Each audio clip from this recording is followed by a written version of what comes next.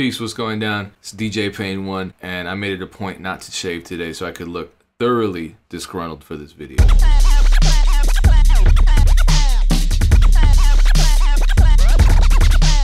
Alright, it's 2018, we just finished 2017, and you know, a lot of people, especially musicians and even journalists and online media outlets, want to end the year well and start the new year properly. And what better way to start the new year than to blame an entire generation of producers for making hip-hop suck. So what I'm talking about here is an article on Type Beats written by Andrew Matson and unfortunately published by Mass Appeal magazine. Little bit about me. I've been making beats for most of my life, and when I first started making beats, I was emulating other producers. A lot of producers do that when they're just starting off, you know, DJ Premier, RZA, Molman, Prince Paul, DJ Muggs. But when I started producing for my friends who were rappers and singers, I developed a musical chemistry with them to the point where I knew which types of beats they sounded good on, you know, certain moods, certain tempos, certain swings, certain types of instruments.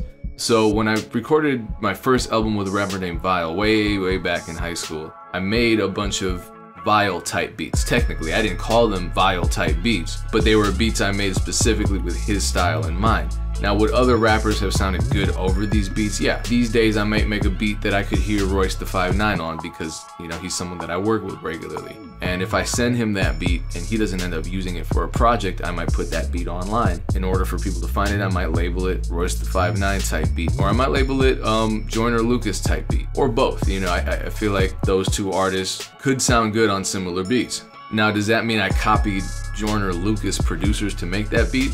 No, of course not. And you know, here's a funny side note. Joyner Lucas' most successful record to date was made by Type Beat producers. Shout out to the Crates. I've made Type Beats with them. Now, this article, if you haven't guessed yet, asserts that producers who make Type Beats are uncreative, unoriginal, and are contributing to the sameness of hip-hop music throughout 2017, presumably throughout 2018 and beyond. Right off the bat, the Pierre bourne type beat example is something I could agree with the author on. It's problematic to say the least, but the example he used was Take K's The Race, and that beat was made by a 16-year-old, so there's also that. But it's an interesting conversation to have, and I would like to have it. But when the article uses Meek Mill type beats as an example of unoriginality in the case of Designer, I have to give the author the side eye. As I said just a second ago, producers make beats with rappers in mind. If Menace made that beat with Meek Mill in mind and Designer liked it and rapped over it, what's the issue? If I make a beat specifically for Drake, is that necessarily unoriginal? I mean, Drake isn't a producer, Meek Mill isn't a producer either, so I'm not copying anyone's production style. And given how diverse somebody like Drake is, I could damn near make anything from slow grind R&B to soca, and it could theoretically fit a Drake project. But the author would rather focus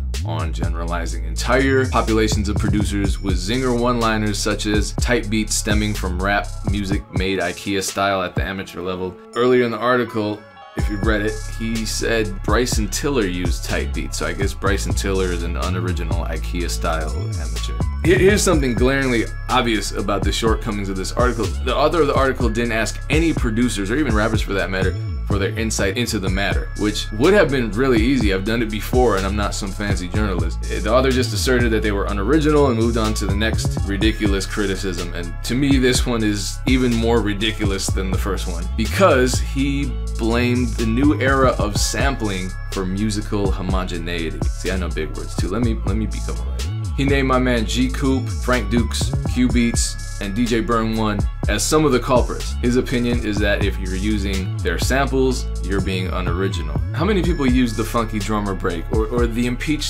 the president break in hip-hop classics? Well, I have an answer. Almost 1,000 documented cases on just one website alone, whosampled.com. How many times did Juicy Fruit get sampled after B.I.G. used it for Juicy? And it would have been really easy to reach out to somebody like G Coop or Frank Dukes. I did an interview with G Coop months ago. Why not just reach out and write a really thorough article instead of just making these humongous blanket statements that insult an entire multiple generations of musicians? And then the author moved on to blame producers yet again for all using the same VSTs, and that's what's ruining hip-hop music and the originality in it. Oh, bro, how many musicians in the 60s, 70s, and 80s used the Wurlitzer or the Mark II or an electric guitar? All right, I'm getting a migraine, so let me just finish up. Are there producers out there who aren't very creative when it comes to sampling? Sure. Are there producers out there who copy other producers' styles and label their catalog as tight beats? Also, yes. Has this been happening long before tight beats or YouTube or SoundClick or the internet on the consumer market, period? Yeah, of course it has. But here's another question. Are tight beat producers making a living for themselves and their families while circumventing the traditional music industry? Yes, and we should all applaud that. It's great to see musicians winning by making their own way. So really, what was the point of this article? To piss off hardworking producers by calling them all unoriginal? Is it because it's trendy and edgy to hate on internet producers still in 2018? Is it because people are so used to the old school music industry and are scared of young producers doing it all on their own without the help of major label staff and famous rappers? Well, if that's the case, well done, Andrew. But it's not gonna stop producers from working, collaborating, and living their dream. And if that's what you're doing, keep doing it, and much success to you. Peace.